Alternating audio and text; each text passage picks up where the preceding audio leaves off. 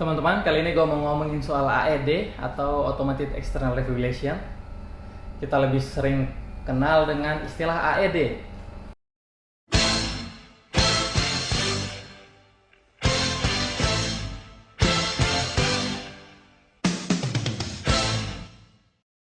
Jadi AED ini adalah alat yang digunakan untuk menganalisa irama jantung dan memberikan terapi listrik jantung pada beberapa irama tertentu. Jadi dia biasanya digunakan untuk kasus henti jantung. Sederhananya, ini adalah alat untuk menghentikan detak jantung, bukan untuk menghidupkan detak jantung. Jadi pada kasus henti jantung ini, pemberian pertolongan pertama itu berperan sangat krusial dalam menentukan apakah seseorang ini dapat diselamatkan atau tidak. Semakin kita menunda untuk memberikan pertolongan atau semakin lama pertolongan itu diberikan, maka angka keselamatannya akan semakin menurun. Permasalahannya, kasus henti jantung ini bukan hanya terjadi di ranah lingkungan medis atau ranah sekitaran rumah sakit, tapi random aja di setiap tempat di dunia ini ada potensi-potensi orang dengan serangan henti jantung, kasus henti jantung. Itu kenapa AED ini banyak ditemukan di tempat umum seperti di bandara, di stasiun, dan di tempat-tempat umum lainnya. Nah, pada kondisi seperti itulah ketika tim medis jauh dari lokasi, pertolongan teman-teman sangat dibutuhkan. Jadi, teman-teman, ada namanya golden time. Golden time itu adalah waktu di mana jantung berhenti berdetak sampai berapa lama organ-organ ini dapat dipertahankan tanpa mengalami kerusakan jaringan atau meminimalisasi itu. Ini biasanya di bawah 6 menit. Karena di atas 6 menit sudah mulai terjadi kerusakan jaringan. Mulai bisa menimbulkan kecacatan ataupun angka keberhasilan penyelamatannya berkurang sangat kecil. Ada prinsip rantai kehidupan manusia, chains of survival. Teman-teman berperan penting di 3 langkah awal chain of survival dari 5 langkah yang ada, yaitu pertama early recognition atau pengenalan dan pengaktifan sistem gawat darurat. Lalu yang kedua early CPR, pemberian resusitasi jantung paru secepat mungkin. Early defibrillation, pemberian terapi listrik jantung secepat mungkin.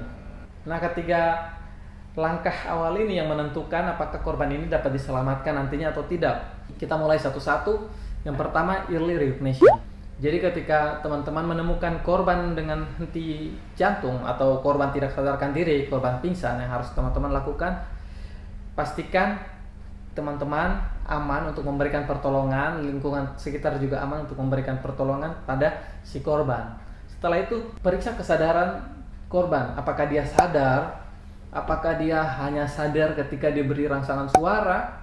Apakah dia hanya sadar ketika diberikan rangsangan nyeri? Ataukah dia tidak sadar sama sekali?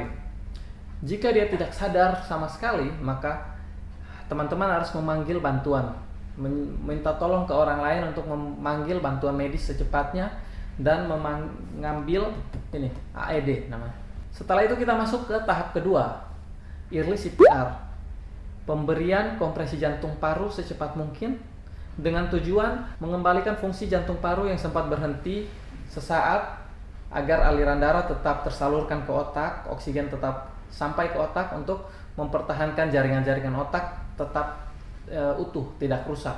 Teman-teman berikan kompresi CPR berkualitas dengan perbandingannya 30 kali kompresi dibanding 2 kali ventilasi. Teman-teman lakukan sampai alat ini datang.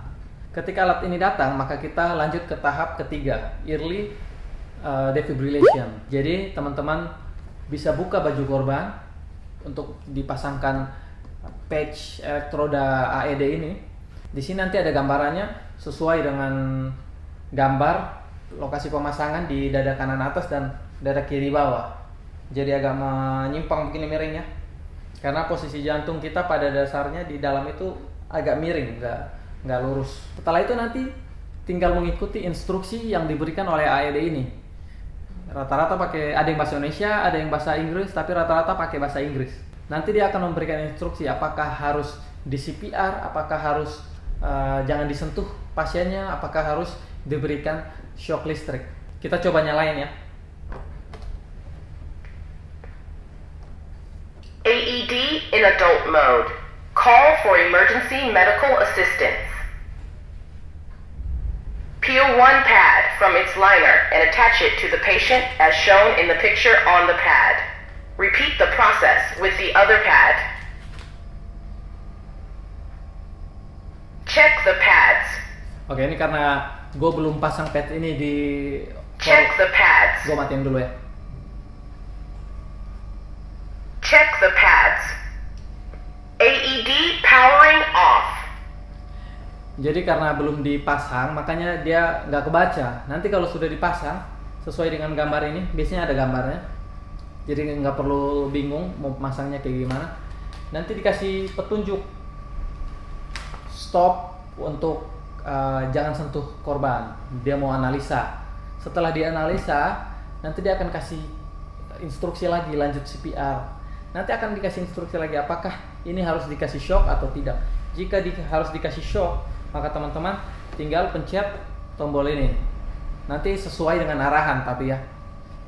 Yang harus teman-teman perhatikan adalah ketika memasangkan alat ini, pastikan kondisi tubuh korban kering. Jangan ada air supaya listrik tidak mengalir kemana-mana. Lepaskan aksesoris yang bersifat konduktor. Cincin, anting, kalung, gelang, ikat pinggang. Lalu dipasangkan.